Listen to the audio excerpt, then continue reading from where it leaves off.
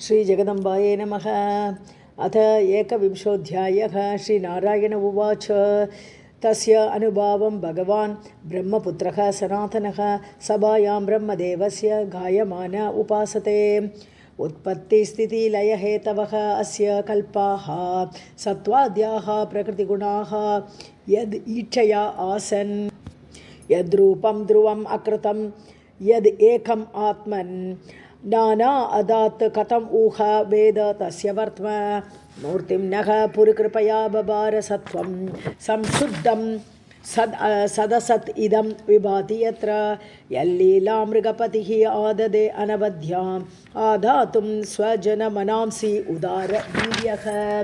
यन्नाम श्रुतम् अनुकीर्तयेत् अकस्मात् आर्तः वा यदि पतितः प्रलम्बनात् वा हन्ति अंहः सपदि नृणाम् अशेषमन्यम्। कम् अशेषम् अन्यं कं शेषाद् भगवत आश्रयेत् मुमुक्षुः। मूर्धनि अर्पितम् अणुवत् सहस्रमूर्ध्नः भूगोलं स गिरिसरित् समुद्रसत्त्वम् आनत्याथ अनमिथ विक्रमस्य भूम्नः। को वीर्याणि अधिगणयेत् सहस्रजिह्वः। एवं प्रभावः भगवान् अनन्तः दुरन्तवीर्य उरुगुण अनुभावः। मूले रसायाः स्थित आत्मतन्त्रः यो लीलयाक्ष्मां स्थितये बिभर्ति।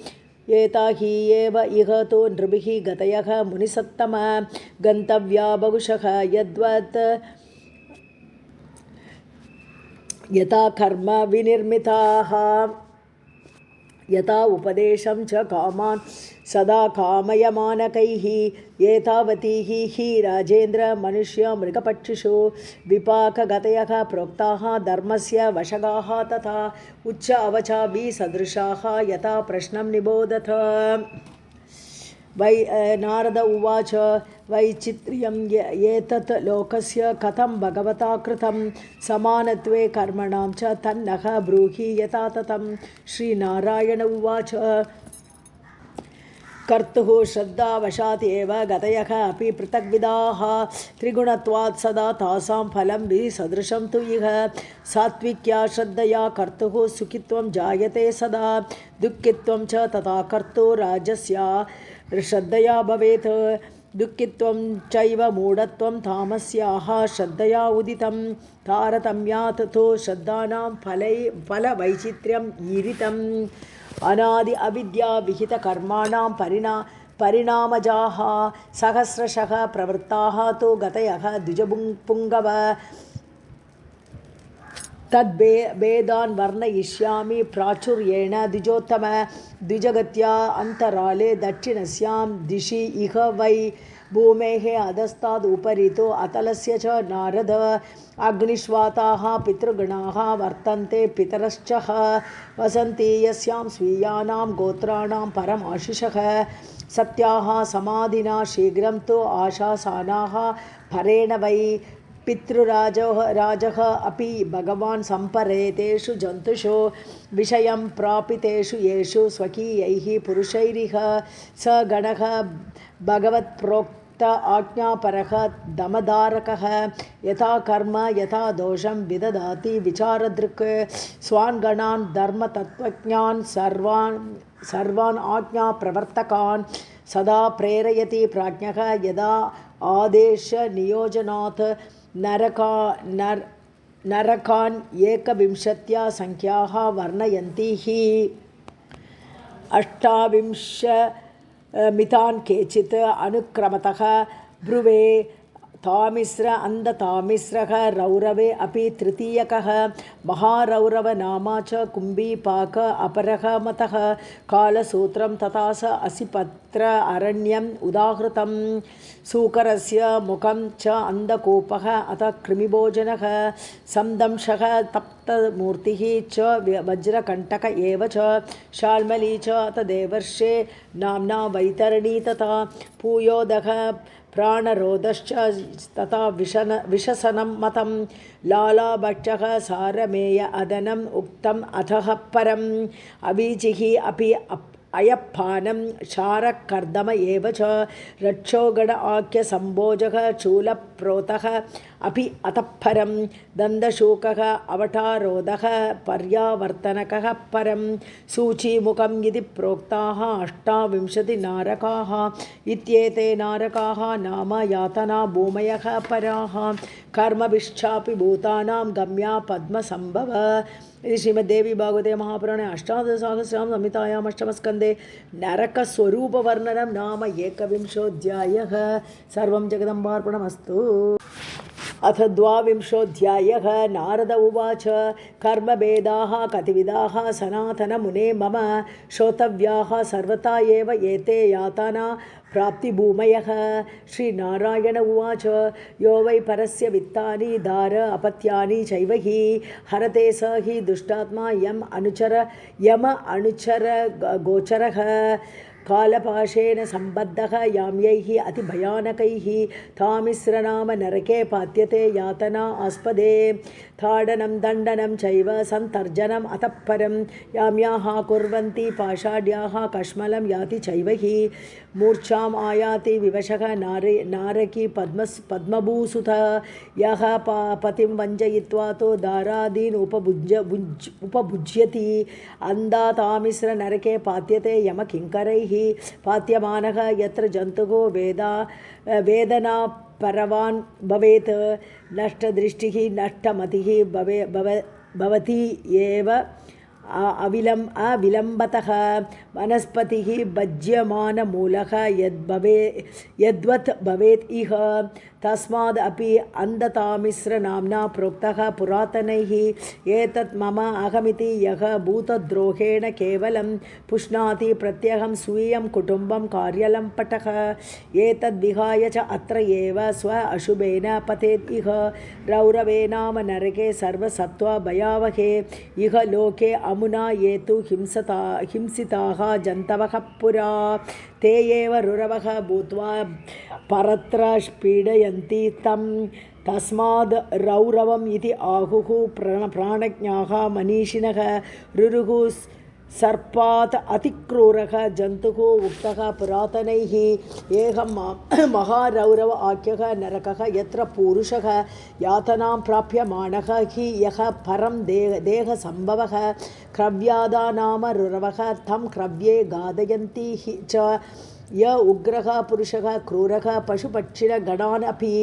उपरन्दयते मूटः याम्याः तं रन्दयन्ति हि कुम्भीपाके तैले उपरि अपि च नारद यावन्ति पशुरोमाणि तावद् वर्षसहस्रकं पित्रो विप्र ब्राह्मणदृक् कालसूत्रे च नारके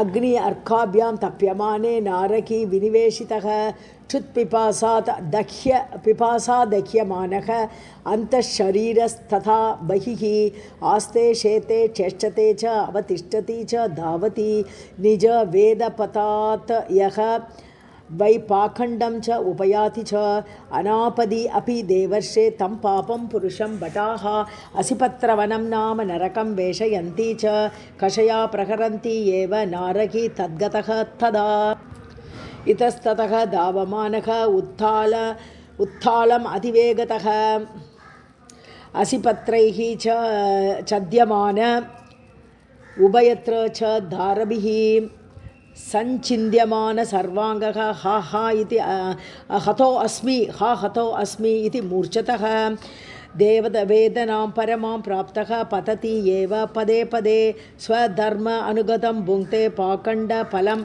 अल्पदीः यो राजा राजपुरुषः दण्डयेत् वै तु अधर्मतः द्विजे शरीरदण्डं च पापीया नारकी च सः नरके सूकरमुखे पात्यते यमकिङ्करैः विनिष्पिष्ट अवयवकः बलवद्भिः तथा इक्षुवत् आर्तस्वरेण स्वनयन् मूर्छितः कश्मलं गतः स पीड्यमानः बहुधा वेदनां याति अतीव हि विविक्तपरपीडः यो अपि अविविक्त परव्यताम् ईश्वर अंकितवृत्तीनां व्यताम् आचरते स्वयं स च अन्धकूपे पतति तद् अभिद्रोह यन्त्रिते तत्र असौ जन्तुभिः क्रूरैः पशुभिः मृगपक्षिभिः सरीसृपैश्च मशकैः यूका मद्गुणा जातिभिः मच्छिकाभिश्च तमसि द्वन्द्वशूकैश्च पीड्यते परिक्रामति च एव अत्र कुशरीरे च जन्तुवत् यस्तु संविहितैः पञ्चयज्ञैः काकैश्च संस्तुतः अश्नाति च असंविभज्य यत्किञ्चित् उपपद्यते स पापपुरुषः क्रूरैः याम्यैश्च कृमिभोजने नरक अधमखे दुष्टकर्मणा परिपात्यते लक्षयोजनविस्तीर्णे कृमिकुण्डे भयङ्करे कृमिरूपं सम् आसाद्य भक्ष्यमाणश्च तैः स्वयम् प्रहुतादः यः पातम् आपनोति तत्र वै यस्तु स्थेयेन च बलात् हिरण्यं रत्नमेव च ब्राह्मणस्य अपहरति अन्यस्यापि च कस्यचित् अनापदि च देवर्षे तम् अमुत्र यम अनुगाः अयस्मयैः अग्निपिण्डैः सदृशैः निष्कुशन्ति च यो अगम्यां योषितं गच्छेत् अगम्यं पुरुषं च या तौ अमुत्रापि कषया ताडयन्तः यम अनुगाः तिग्मया लोहमय्या च सूर्म्यापि आलिङ्गयन्ति तां चापि योषितं सूर्मी आलिङ्गयन्ति यम अनुगाः यः तु सर्व अभिगमनः पुरुषः पापसञ्चयी निरये अमुत्र तं याम्याः शाल्मलीम् आरोपयन्ति तं वज्रकण्टकसंयुक्तां शाल्मलीं ताम् अयस्मयीं राजन्याः राजपुरुषाः एव पाखण्डवर्तिनः धर्मसेतुं विबिन्दन्ति ते परेत्य गता नराः वैतरण्यां पतन्ति एव भिन्नमर्यादपातकाः नद्यां निरयदुर्गस्य परिकायां च नारद यादो गणैः समन्तात् भक्ष्यमाणाः इतस्ततः न आत्मना वियुज्यन्ति एव न असुभिः चापि नारद स्वीयेन कर्मपाकेन उपतपन्ति च सर्वतः विण्मूत्र पूयरक्तैश्च केश अस्ति नखमांसकैः मेदोवसाय संयुतायां नद्याम् उपतपन्ति ते वृषलीपतयः ये च नष्टशौचा गतत्रपाः आचारनियमैः त्यक्ताः पशुचर्यापरायणाः ते अत्र अणुकष्ठगतयः विण्मूत्रश्लेष्मरक्तकैः श्लेष्ममलसम् आपूर्णे निपतन्ति दुराग्रहाः तदेव खादयन्ति एतानि यम अनुचरवर्गकाः ये श्वानगर्दभ आदीनां पतयः वै द्विजातयः मृगया रसिकाः नित्यम् अतीर्थे मृगघातकाः परेतान् तान् यमभटाः लक्ष्मीभूतान् नर अधमान् इषुभिश्च विबिन्दन्ति तांस्तान् दुर्नयम् आगतान् ये दम्भाः दम्भयज्ञेषु पशून् घ्नन्ति नर अधमाः तान् अमुष्मिन् यमभटाः नरके वैशसे तदा निपात्य पीडयन्ति एव कषाघातैः दुरासदैः यो भार्यां च सवर्णां वै द्विजः मदनमोहितः रेतप्पाययति मूढः अमुत्र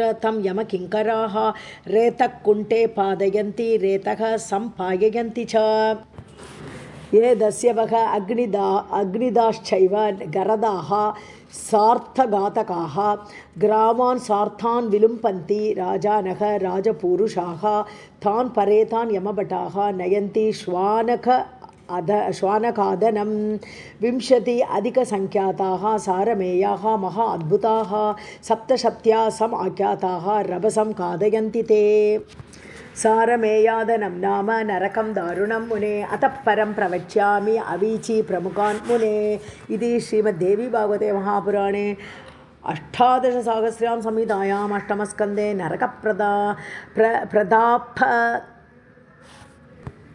नरकप्रदपातकवर्णनं नाम 22 सर्वं जगदम्बार्पणमस्तु।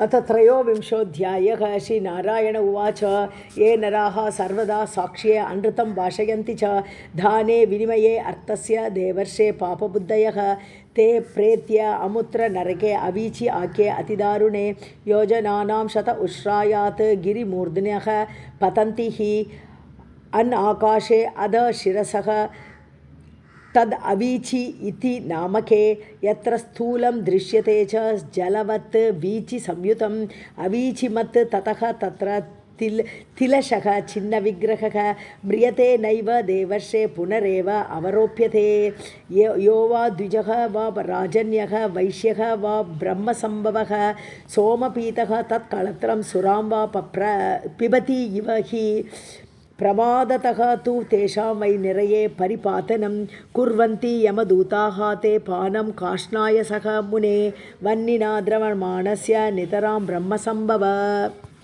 संभावनेन स्वस्य एव यः अधर्मः अपि नराधमः विद्या जन्म तपो वर्णाश्रम आचारवतः नरान् वरीयसः अपि न बहु मन्यते पुरुष अधमः स नीयते यमभटैः क्षारकर्दम नामके निरये अर्वाक्षिरा घोराः दुरन्त यातना अश्नुते ये वै नराः यजन्ति अन्यं नरमेधेन मोहिताः स्त्रियो अपि वा नरपशुं खादन्ति अत्र महामुने पशवः निगताः ते तु यमसद्मनि सङ्गताः सौनिका इव ते सर्वे विदार्य चितधारया असृक् पिबन्ति नृत्यन्ति गायन्ति बहुधा मुने यथा इह मांसभोक्तारः पुरुष अदाः दुरासदाः अनागसः अपि ये अरण्ये ग्रामे वा ब्रह्मपुत्रक वैश्रम्भकैः उपसृतान् विश्रम्भय्य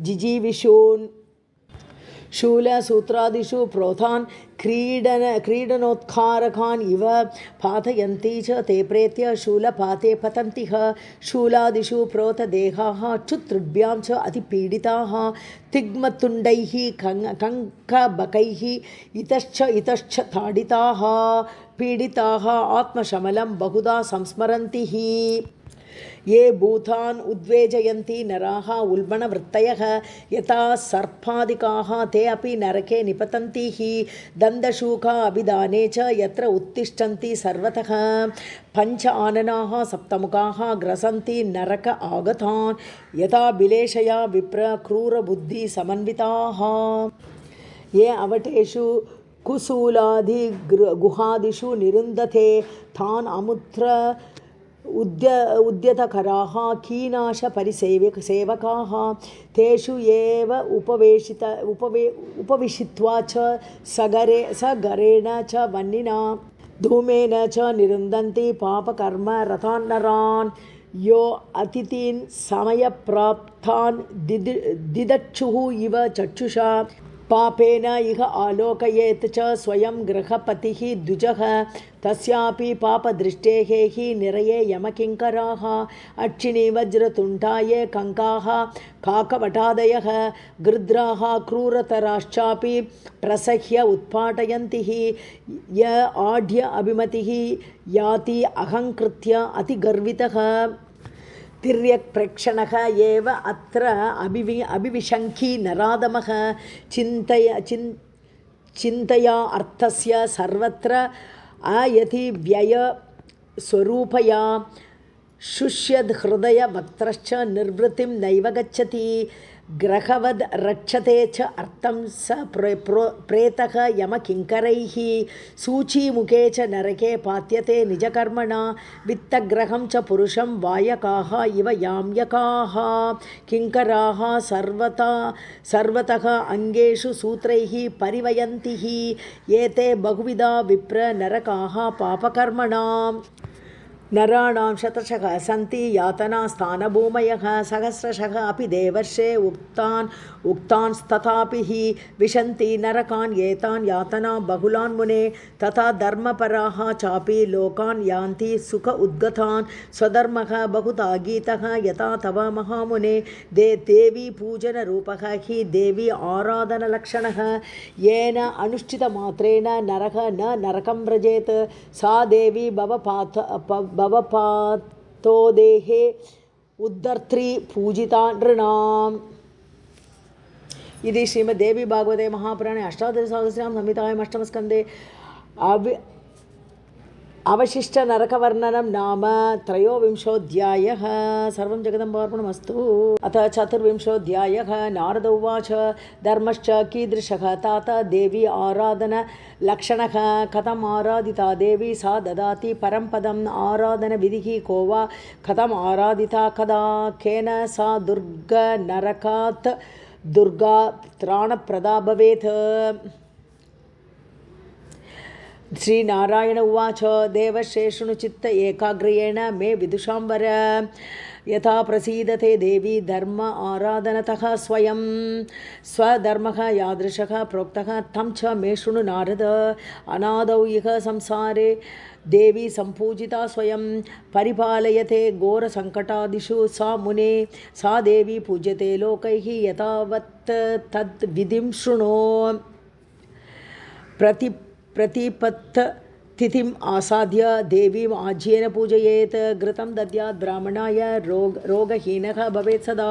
द्वितीयायां शर्करया पूजयेत् जगदम्बिकां शर्करां प्रददेत् विप्रे दीर्घायुः जायते नरः। तृतीया दिवसे देव्यै दुग्धं पूजनकर्मणि क्षीरं दत्वा द्विज अग्रयाय सर्वदुःख अतिगः भवेत्। चतुर्थ्यां पूजने अपूपा देया देव्यै द्विजाय च अपूपा एव दातव्या न विघ्नैः अभिभूयते। पञ्चम्यां कदली जातं फलं देव्यै निवेदयेत् तदेव ब्राह्मणे देयं मेधावान् पुरुषः भवेत्। षष्ठीतिथौ मधुप्रोक्तं देवी पूजनकर्मणि ब्राह्मणाय च दातव्यं मधु कान्तिः यतो भवेत्। सप्तम्यां गुडेन एव गुडनैवेद्यं देव्यै दत्वा द्विजाय च गुडं दत्वा शोकहीनः जायते। द्विजसप्तम नारिकेलम् अथ अष्टम्यां देव्यै नैवेद्यम् अर्पयेत् ब्राह्मणाय प्रदातव्यम् तापहीनः भवेत् नरः। नवम्यां लाजम् अम्बायै च अर्पयित्वा द्विजाय च दत्वा सुख अधिकः भूयात् इह लोके परत्र च। दशम्याम् अर्पयित्वा तु देवे कृष्णतिलान् मुने ब्राह्मणाय प्रदत्वा तु यमलोकात् भयं न हि। एकादश्यां दधी तथा देव्यै च अर्पयते तु यः ददाति ब्राह्मणाय एतद् देवी प्रियतमः भवेत्। द्वादश्यां पृथुकान् देव्यै दत्वा आचार्याय च यो ददेत् तानेव च मुनिश्रेष्ठ स देवी प्रियतां व्रजेत्। त्रयोदश्यां च दुर्गायै क्षणकान् प्रददाति च तानेव दत्वा विप्राय प्रजा सन्ततिमान् भवेत्। चतुर्दश्यां च देवर्षे देव्यै सक्तून् प्रयच्छति तानेव दद्यात् विप्राय शिवस्य दयितः भवेत्। पायसं पूर्णिमा तिथ्याम अपर्णायै प्रयच्छति ददाति च द्विज अग्रयाय पितॄन् उद्धरते अखिलान्। तत्तिथौ हवनं प्रोक्तं देवी प्रीत्यै महामुने तत् तिथि उक्तवस्तूनाम् अशेष अरिष्टनाशनं। रविवारे पायसं च नैवेद्यं परिकीर्तितं। सोमवारे पयप्रोक्तं भौमे च कदलीफलं। बुधवारे च सम्प्रोक्तं नवनीतं नवं द्विज। गुरुवारे शर्करां च सितां भार्गववासरे। शनिवारे घृतं गव्यं नैवेद्यं परिकीर्तितं। सप्तविंशतिनक्षत्र नैवेद्यं श्रूयतां मुने। घृतं तिलं शर्करां च दधि दुग्धं किल आटकम् दधिकूर्ची मोदकं च फेणिकां घृतमण्डकं कंसारं वटपत्रं च घृतपूरम् अतः परं वटकं कोकरसकं पूरणं मधुसूरणं गुडं पृथुक द्राक्षे च खर्जूरं चैव चारकम् अपूपं नवनीतं च मृदुगं मोदक एव च। मातुलिङ्गम् इति प्रोक्तं नैवेद्यं च नारद। विष्कम्बादिषु योगेषु प्रवक्ष्यामि निवेदनं पदार्थानां कृतेषु येषु प्रीणाति जगदम्बिका। गुडं मधु घृतं दुग्धं दधि तक्रं तु अपूपकं नवनीतं कर्कटीं च कूष्माण्डं चापि मोदकं पनसं कदलं जम्बूफलम् आम्रफलं तिलं नारङ्गं दाडिमं चैव बदरीफलमेव च। दात्रीफलं पायसं च पृथुकं चाणकं तथा नारिकेलं जम्बफलं केसरं सूरणं तथा एतानि क्रमशः विप्र नैवेद्यानि शुभानि च विष्कम्बादिषु योगेषु निर्णीतानि मनीषिभिः अत नैवेद्यमाख्यास्ये करणानां पृथङ्मुने कंसारं मण्डकं पेणी मोदकं वटपत्रकं लड्डुकं घृतपूरं च तिलं दधि घृतं मधु करणानाम् इदं प्रोक्तं दैवी नैवेद्यम् आदरात् अथ अन्यत् सम्प्रवक्ष्यामि देवी प्रीतिकरं परं विधानं नारदमुने शृणु तत्सर्वम् आदृतः चैत्रशुद्धतृतीयायां नरः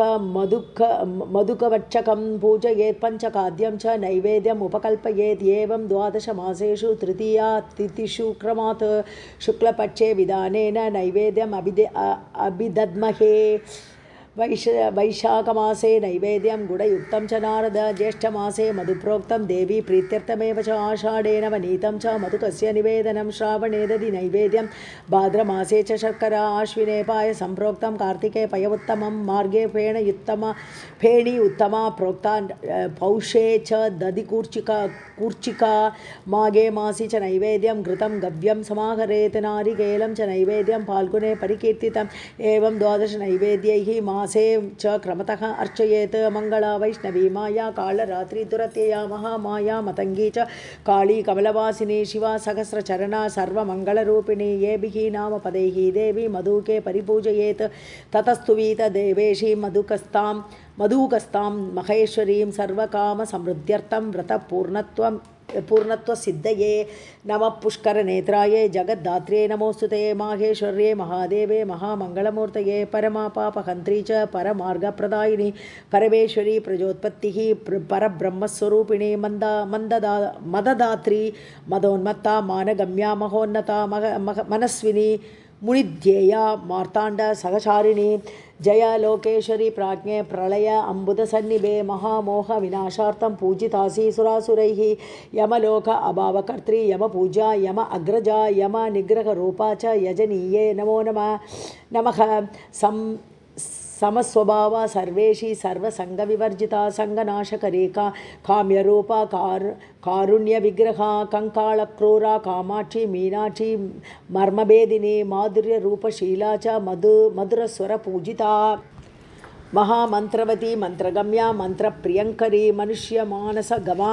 मन्मथ हरि प्रियंकरी अश्वत्थ वट निंब आम्र कपित्त बदरी गते पनस अर्क करीर आदि क्षीरवृक्ष स्वरूपिणी दुग्धवल्ली निवास अर्हे दयनीये दया अधिके दाक्षिण्य करुणा रूपे जय सर्वज्ञवल्लभे एवं स्तवेन देवेशीं पूजन अन्ते स्तुवीततां व्रतस्य सकलं पुण्यं लभते सर्वदा नरः नित्यं यः पठते स्तोत्रं देवी प्रीतिकरं नरः आदिव्याधिभयं नास्ति रिपुभीतिः न तस्य हि अर्थार्थी च अर्थमाप्नोति धर्मार्थी धर्ममाप्नुयात् कामानवाप्नुयात् कामी मोक्षार्थी मोक्षमाप्नुयात् ब्राह्मणः वेदसम्पन्नः विजयी क्षत्रियः भवेत् वैश्यश्च धनधान्य आढ्यः भवेत् शूद्रः सुख अधिकः स्तोत्रम् एतत् श्राद्धकाले यः पठेत् प्रयतः नरः पितॄणामक्षया